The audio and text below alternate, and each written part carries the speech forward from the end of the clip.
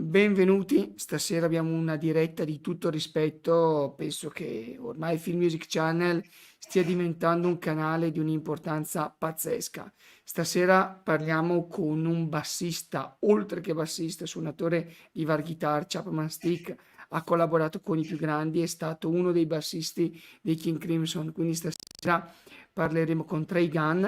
Come sempre io vi auguro una buona visione e poi i sottotitoli si autogenereranno. Quindi buona visione. Trey, hi, thank you for your time.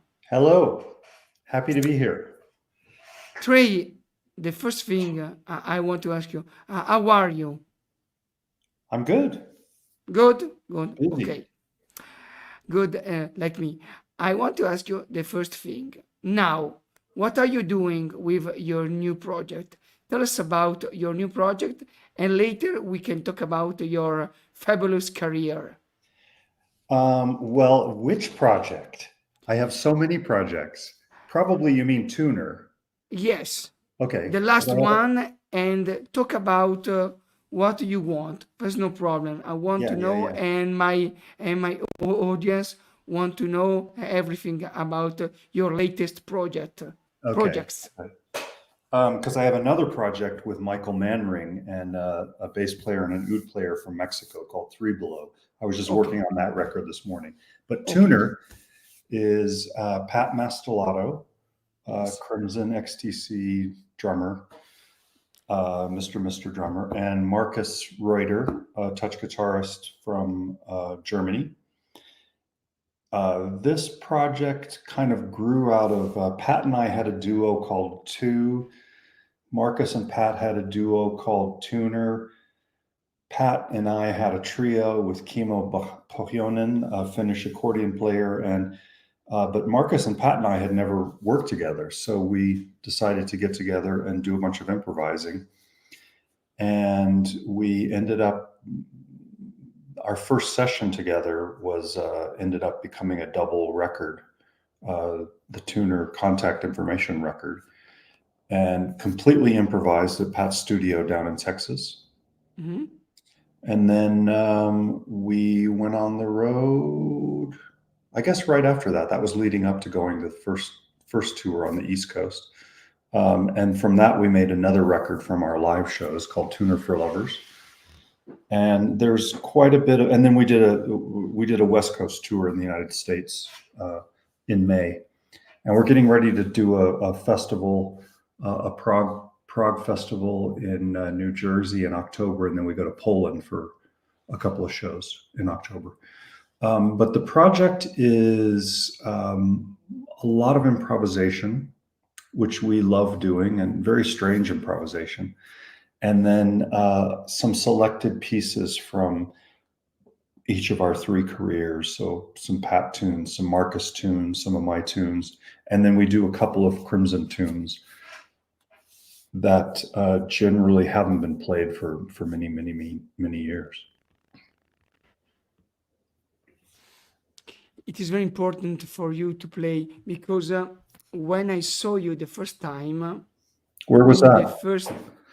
No, I saw you not live, unfortunately, but when I was young, in 1994, on TV, when King Crimson returned with track, the most important thing for me, because I am a drummer and I study drum, the most important thing between bass and drums in King Crimson are very, very much important. And when I saw you the first time with Chapman Stick, I think so, on track tour, I was 10 years old, yes, 10 years old, and I said to me, what is this strange bass, because I was a kid. And I want to ask you, I know that when you was young, your first instrument was the piano. I want to ask you, what is the transition from piano to bass? Your beginnings, the first encounter with the music. Trey, can you tell us about your first song that you heard when you was a kid? Your first encounter with music. Well, I mean, I've been listening to music probably since I was born. I mean, I can remember as 3 listening to, my parents were always playing, classical music and popular music from the early 60s. So I started playing piano when I was like 6 because I really wanted to. And then by the time I became a teenager, um, I still love the piano, but I wanted to rock out. So that's when I started playing bass and was in a couple of very, very young bands growing up in Texas, playing kind of hard rock and different stuff from the 70s. And then we would write our own stuff. And then I was also playing guitar as well, but mostly bass with bands. And that kind of transitioned into playing uh, kind of the new wave stuff, like the Police and Joe Jackson and Post-punk, Joy Division. yeah. And then I decided that if I wanted to really be a musician, I thought I should learn a little bit.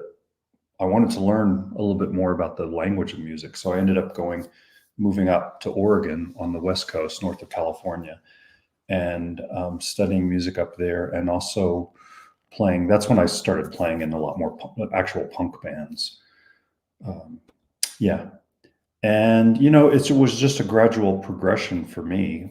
I would be playing guitar, I'd be playing bass, I'd be playing piano. And then eventually the Chapman stick, which I was very drawn to. Okay, first of all, I had never heard King Crimson Okay. before the Discipline record. Okay. So the 80s. So, The 80s yeah, of King Crimson. I think I can remember when I was 13, I had a friend whose brother played us the first King Crimson record. But and I remember hearing it. I remember looking at the record cover, but I didn't remember anything about it. And Crimson just didn't penetrate where I lived for some reason in Texas. Even though they played shows down there, they just weren't played on the radio, and I didn't know them before the 1980s. So I had heard of the Chapman stick before that record, where Tony was really playing it a lot. Yes, with Peter Gabriel.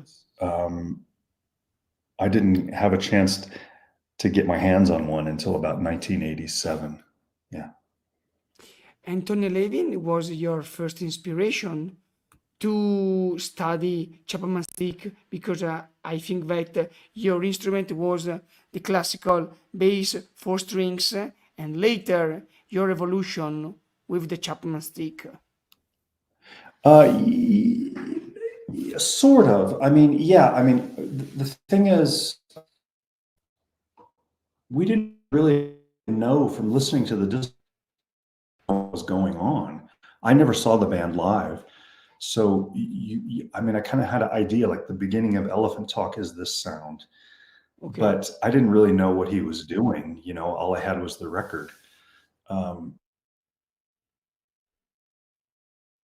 The first of me to the Chapman stick was the tuning of it, that it's tuned like a cello and violin rather than a bass and guitar on the bass side.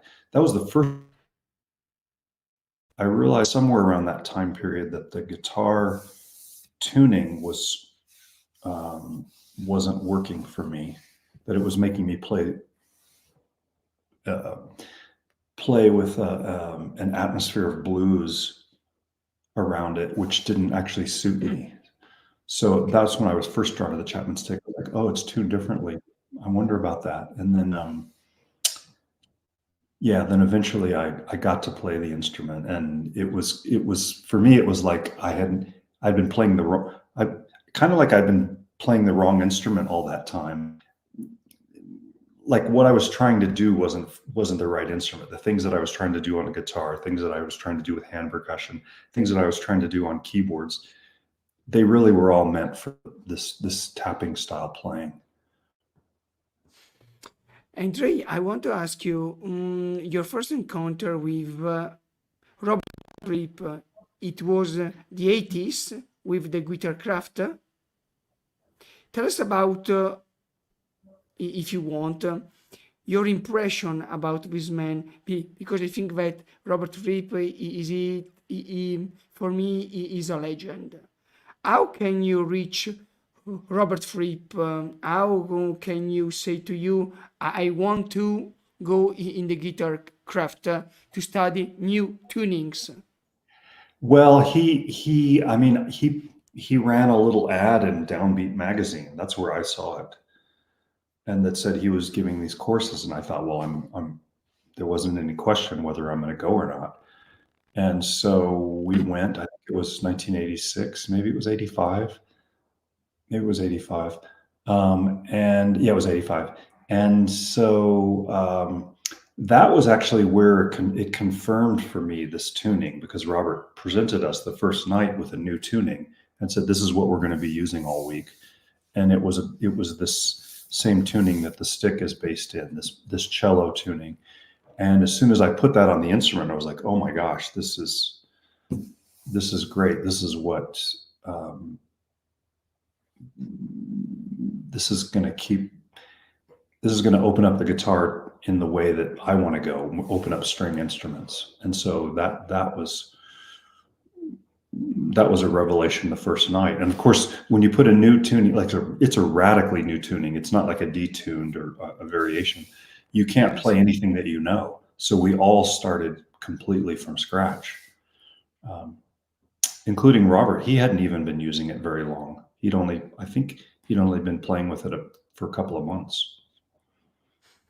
Because I think that this new kind of tuning in the 80s was a news, because Fripp in those days are very, very technological and philosophical use of the guitar. And I think that, Trey, you are the natural evolution of this thing. I think that Fripp came to you and say in the 90s, came and play with King Crimson, for you was a shock.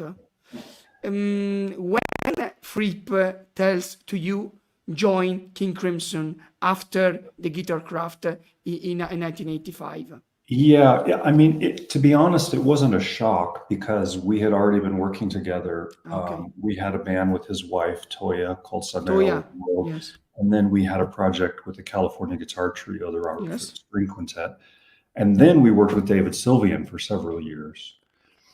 And I already knew that Robert and he was already playing around with musical ideas that were obviously King Crimson ideas, which ended up making it into the Thrack record. So I wouldn't say I was shocked. I guess I was more shocked the first day I showed up to rehearsals with Bill and Tony.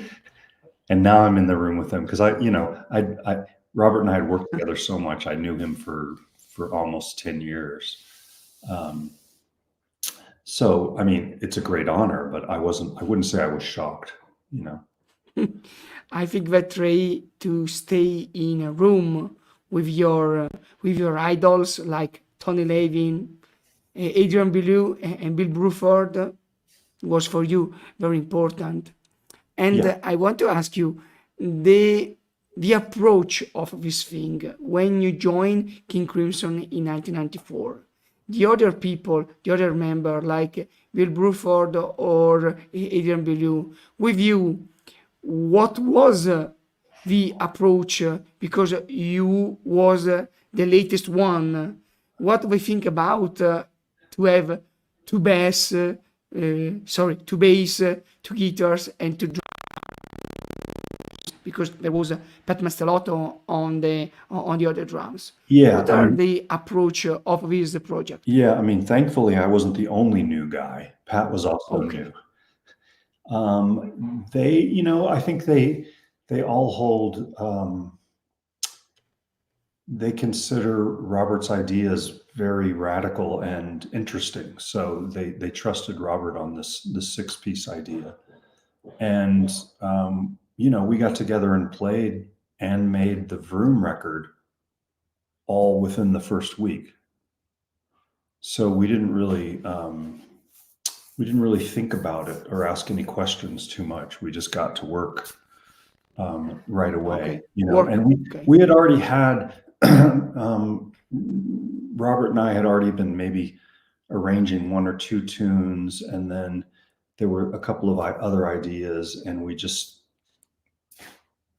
wrote some songs immediately. And Adrian didn't even have any songs. He came in with nothing and just made songs right there. So it was a very quick honeymoon.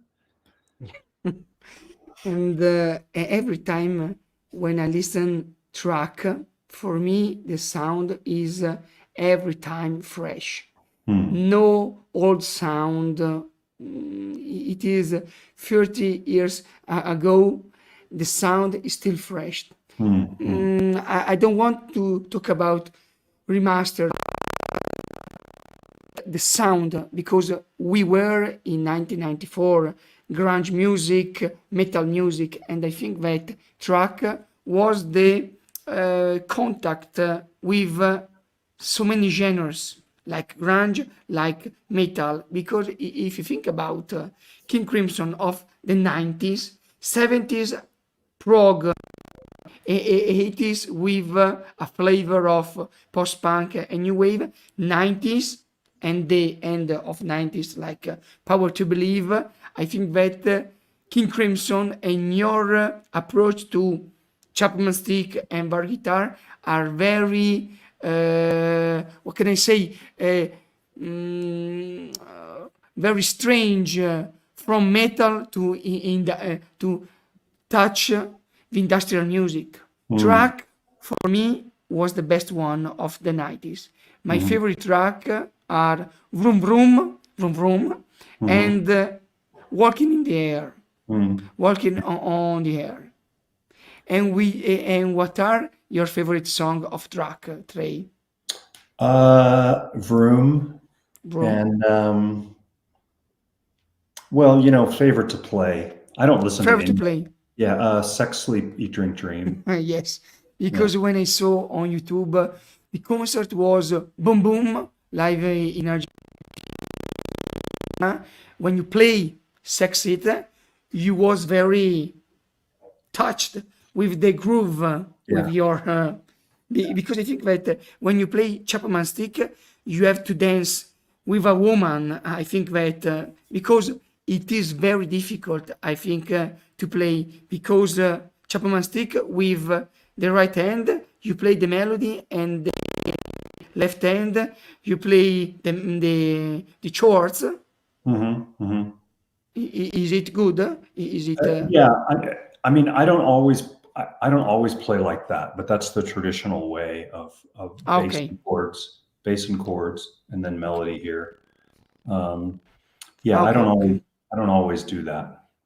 And with that Crimson, I didn't often do that because Tony and I had to organize who's playing bass. Okay. And Okay. so we tried to make a clean. It's a big sound, that band, but we tried to make it clean. Okay. The Yeah. clean sound and the difference, the classical bass and the bar guitar or the Chapman stick. And later, Trey, ConstruKction of Light. ConstruKction of Light, it is a strange album because, as we know, as usual, Fripp change the lineup. And in ConstruKtion of Light, there were you, Pat Mastelotto, Belew, and Fripp. What do you think about the decision to choose the sextet from Track Attack to ConstruKtion of Light?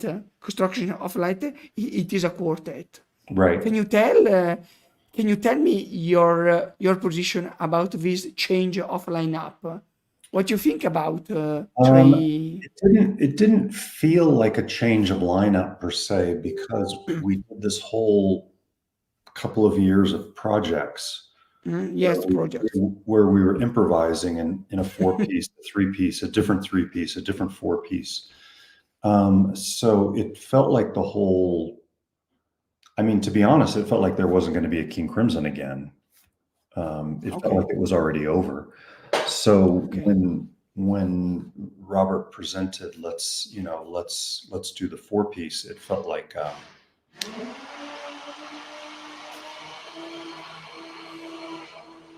the industrial music. It's your kitchen. No, there's no problem. It is the vacuum cleaner. Blender. Okay, it is very nice, like industrial music. So when he proposed that, it was kind of like starting from scratch again. Okay. It wasn't like there's no Bill or Tony. It's just like we did all this fractal stuff, and Tony was busy, and I don't know what was going on with Robert and Bill, and it also it was super complicated dealing with 6 people, and we couldn't have made that record at Adrian's house. We couldn't have made it at Adrian's studio at house with 6 of us. It just was not possible. The biggest change for the ConstruKction of Light in a certain way was that Pat went to electronic drums. Yes, Roland drums. I think that Roland drums. Yeah, and you know, he didn't really want to do that, so he kind of mixed hybrid drums. I mean, he liked the idea of it, but the technology was not so advanced at the time. Now it's much more advanced. Yes, for that and yes, Trey. And also we didn't play the music live before we recorded it. That's the first Crimson record where the music was written in the studio and recorded, and then we went out and played it live. Later on tour. Every other Crimson record's always been you play the music live and then go into the studio. So it was more constructed in the studio. And I want to ask you this thing, the first track, Prozac Blues. I want to ask you, the voice of Adrian Belew was slow in the studio. It was a effect of the voice. It wasn't slowed down. Can you remember? It wasn't slowed down. Oh, no. No, we recorded that record on ADATs actually, so there wasn't a way of slowing it down. No, he used some kind of voice processor on. Okay. And in ConstruKction of Light, your favorite track? Oh, probably the ConstruKtion of Light. The ConstruKtion of Light. Yeah. And which I play with Pat and Marcus in Tuner. We play that piece. Yeah. In Italy, ConstruKtion of Light, it is very difficult to take it because I found it in a supermarket, and now if you want it, you can take in Amazon. But ConstruKtion of Light, it is very difficult to take or to have it, because I think that it was a strange album, and I think that so many King Crimson fans, like my father, don't like so much, but for me it was another revelation. And Power to Believe, for me, it's the edge of the sound of King Crimson. I want to say it is level 5, the classical track. Very, very, very heavy. What do you think about Power to Believe? This is the last album with King Crimson. For me, it is. I mean, that I've been involved with, not the whole band. You know, I love the Thrak record, but I feel like the Power to Believe. Well, I mean, it has something. It has a power to it. There's some great songs on Thrak, and it's a classic. Yes. But the Power to Believe, at least for me, was when kind of my feeling of being in King Crimson was the strongest. And why did you leave, Trey, if you want to say, why did you leave King Crimson? For different point of views, different musical direction? If you want, I don't want to ask you if it's private. It was just, we were just kind of done, and I didn't want to just keep, we weren't going to, it wasn't going to stay the same. Okay. And I wasn't sure what was going to happen, and it just didn't make sense to stay. Yeah. Okay. And Trey, your experience with David Sylvian. David Sylvian, it is another my idol with Japan. I want to ask, when you play with Fripp on the album of Sylvian, your approach to the bass was to do the sounds like Mitch Karn or different by you? No, I didn't think about Karn. I mean, I didn't. I knew his playing from. I mean, funny enough, I thought he was the bass player on Taking the Veil, but he's not the bass player on Taking the No, Veil. no, Um, no. no, I just did the way I could. I mean, I don't even know how you would imitate Mick Karn.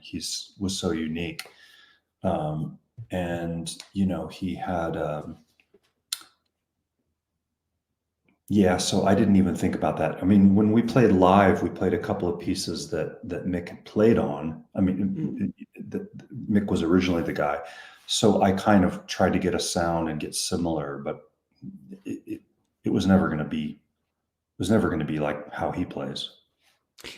And Trey, when you was young, but you are young, but when you was young, what kind of music do you listen when you was young? You talk about punk music.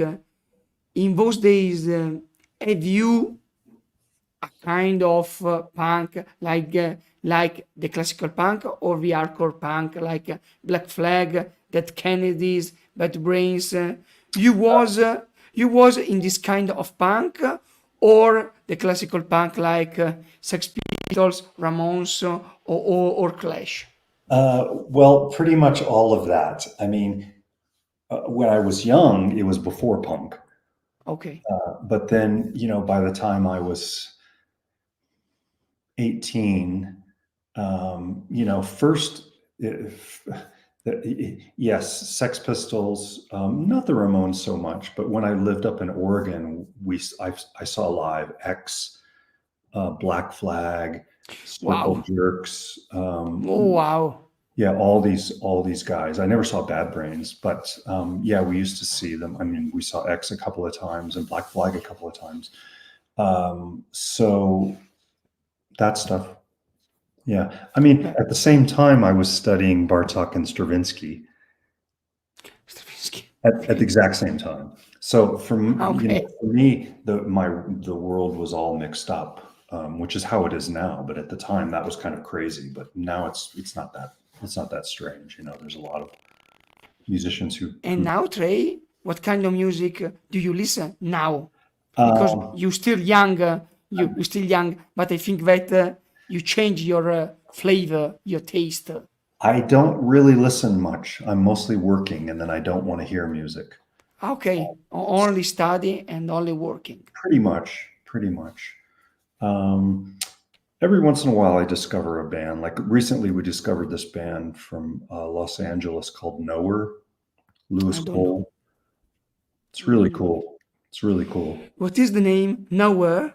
Knower, like you know something, but knower, er on the end. Okay, Um, okay. And what kind of music? It is a well, mixture. it's like he's it's kind of jazz, but not jazz. It's very hard to describe. It's very high energy, almost like electronic drums, but it's all played live, and the band plays completely live.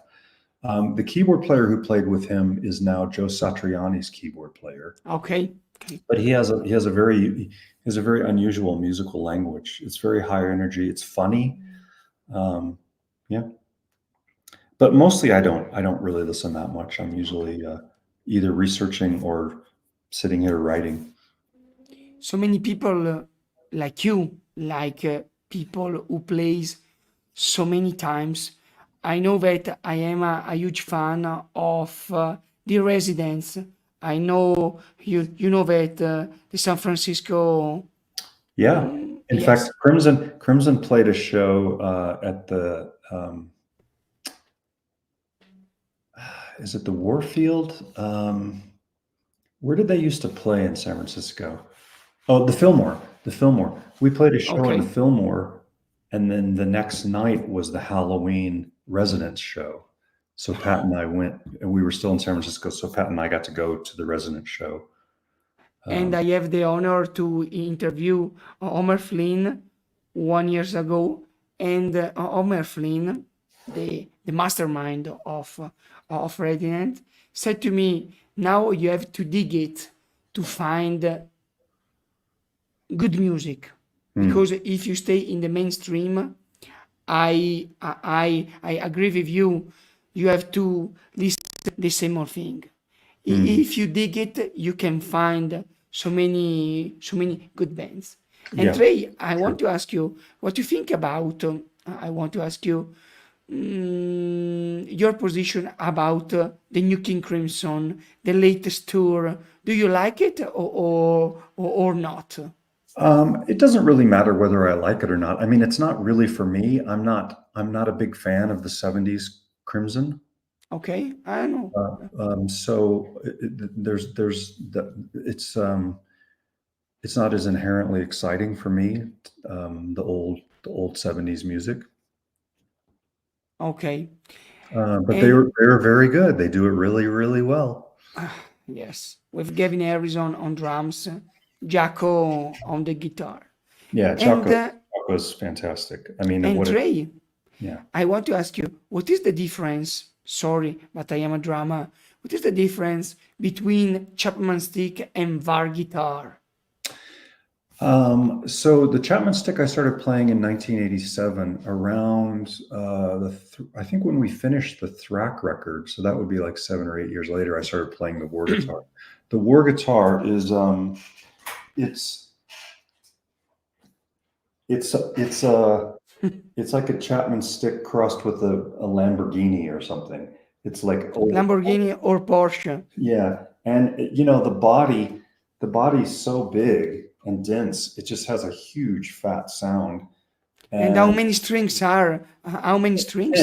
10. I have 5 bass 10. strings, 5 bass strings and 5 guitar strings. Okay. Yeah, and I just needed an instrument that was a little bit more flexible than the stick was at the time. And so when I met Mark Warr, who builds these instruments, he built me exactly what I wanted.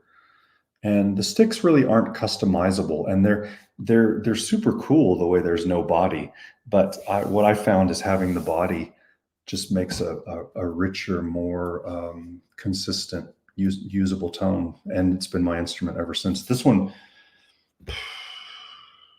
like 25 years old now. I still play one of the old ones that Mark made. 25, I think. Right. Maybe 20 years. You're a master. You're a master with the VAR guitar, because in the world, I don't know how many musicians play this instrument. Maybe Yeah. 3 or 4. 3 or 4. Well, there's a couple of thousand, but and there's some really good ones. There's some guys who can dance circles around me, but it's a kind of a rare entity. Yeah, and it's a custom instrument, so you have to get, you can't go to a guitar shop and buy one. I don't want to waste your time. I have here a little chat, and I want to save this question from you, from a follower. Okay. Zeb question: would Trey rejoin King Crimson if it were to happen again? I don't think so. No. No. I think Crimson is done. That's my guess. I think it's done. Yes. I agree I with don't you. really know. I agree with you. I haven't spoken with Robert about it, but Okay. the guys are getting old. I am young. I'm the young one. Yes, you're the young, and it's yes, such an sorry. amazing legacy that if it were to do something again, it would have to be. I think I don't know what it would be. It would have to be so unusual. Okay. Yeah. And Trey, the last question: what do you think about Tool, the band Tool? Do you like it? Yeah, I do. I didn't know their music that well when we first played with them in 2003, and I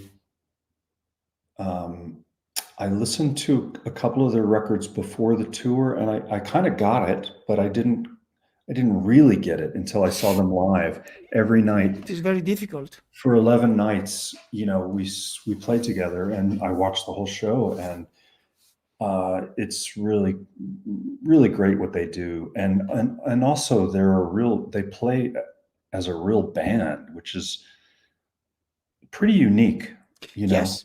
At the time, it was very unique. Now there's more real bands, but they really play as a band, and that's quite something. I think that Tool, they can be the evolution of the King Crimson. In my point of view, Danny for me is a good drummer. And Maynard Kennard, it is a wonderful person. Yeah. And I know that. I want to ask you this thing because I think that if their bass player go out from Tool, you can be the right one, Trey. I would. That would be hard to say no to. I mean, I don't sound anything like Justin. Justin's a fantastic player, and I didn't even know how good he was till I saw them live. For some reason, my ear was hearing like, "Oh, that must be guitar. That must be guitar," and really, it's Justin doing just fantastic stuff. But yeah, they're all great guys too. They're all really nice guys. Yes, I think that they are good guys. And Trey, the last thing, can you come to Italy for concert or not? We would love to. It's been so long since I've been to Italy. I think it's been like with Crimson, 2003. Yes. I don't know why that is. But with your project, can you come to Italy? No. Yeah, well, both these projects, I mean, the Tuner project, we're working on a fall tour, and I hope we can come to Italy. Yes. And my other project with Michael Manring and the Mexican guys, we're going to probably come to Europe as well, which is really cool because 3 bass players and oud, no drums. No drums. It's amazing sound. Yeah. It is a bass loop like the Frippentronics bass loop. You have to come to this concert to meditate. No drums, only bar guitar or bass. Exactly. Wonderful. And where are you? Where are you based? I lived near Milan. Okay. My city is Brescia. Okay. Yeah, I've been there. Trey, thank you for your time. Thank you. You are a good person, a good musician. You are my idol. And if you come to Brescia, please let me know, because if you came to Brescia, I want to ask you one thing, the classical autograph, and take with you a cappuccino. Okay. Nice. Trey, thank you for your time. Thank you. I'm glad we could do this. I will send you the link. Io ringrazio tutti. Ci vediamo per la prossima diretta. Trey, good night. No good night. Good morning. Sorry. Bye, Ciao. Trey. Ciao. Thank you. Ciao, Trey. Ciao.